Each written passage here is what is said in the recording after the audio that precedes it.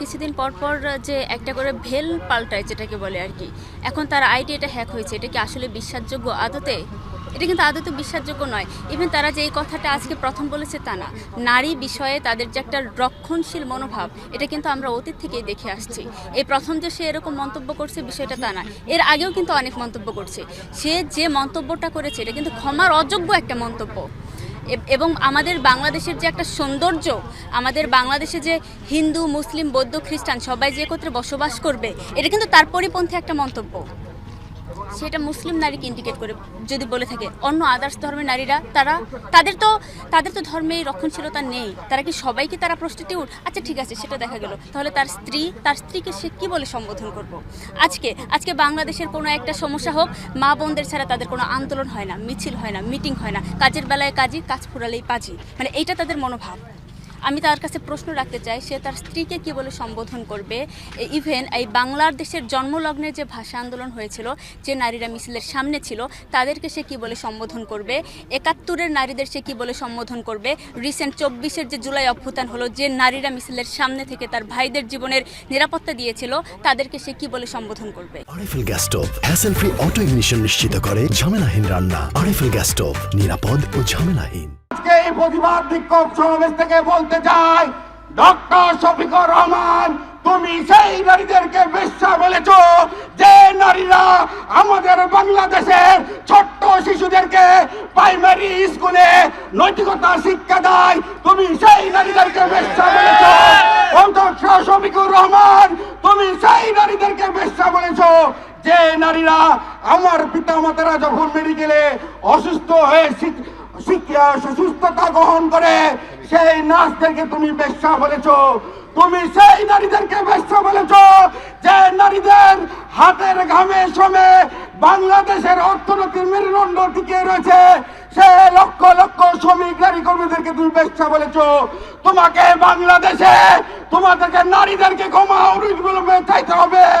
বাংলাদেশের নারীদের প্রতি তুমি ক্ষমা না নিয়ে তুমি বাংলাদেশে সুষ্ঠু রাজনীতি করার আর কোনো অধিকার তোমার থাকে না।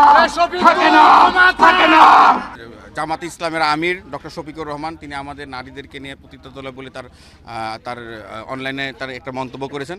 তার প্রতিবাদে আমরা রাজশাহী বিশ্ববিদ্যালয়ের শিক্ষার্থীরা একটা প্রতিবাদ বিক্ষোভ মিছিল করেছি।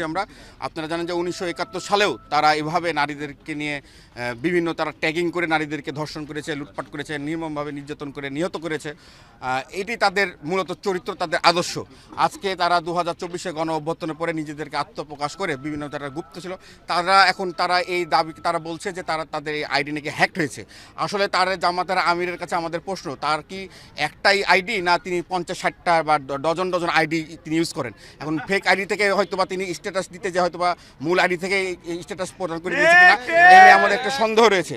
তিনি এই না, জামাতের আদর্শ, জামাতের প্রতিটা বক্তব্যে তারা বিশ্ববিদ্যালয়ের শিক্ষার্থী যারা ছাত্র দলের নারী নেত্রীদেরকে নিয়ে যেভাবে হেনস্থা করে, ইতিমধ্যে আপনারা দেখেছেন তাদের এক নেতা ডাকসুকে একটা পতিতা তলয় হিসাবে আখ্যা প্রদান করেছিলেন।